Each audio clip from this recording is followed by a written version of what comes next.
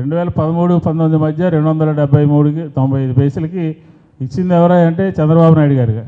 మళ్ళీ ఈ మధ్య మీరు వినుంటారు ప్రెస్ కాన్ఫరెన్స్లో, ఆవు నెయ్యి 213కి దొరుకుతుందండి ఎక్కడన్నా అని చెప్పని అడుగుతాడు ఆయన. 273కి కూడా కొన్నాడు ఆయన. అదే 16లో 332, 16లో 364, 17లో 411, 17లో 378. ఇది లేటెస్ట్గా అనమాట. మీరు వార్తల్లో వినుంటారు హిందూపూర్ డైరీ అని చెప్పండి. హెరిటేజ్కి సిస్టర్ కన్సర్న్ అనమాట. 2024 అక్టోబర్లో అంటే చంద్రబాబు నాయుడు గారు అధికారంలోకి వచ్చిన తర్వాత ఈ రేట్లు కొత్తగా దాన్ని పెంచి ఇచ్చినటువంటి రేట్లు ఆయనే మర్చిపోయారు. ఇక్కడ రాశాడు కదా, 2013 నుంచి సప్లై చేసింది ఆయనే. 320కి కేజీ దొరుకుతుందా అని చెప్పని టెండర్ ఇచ్చిన ఆయనే ప్రశ్నిస్తూ ఉన్నాడు.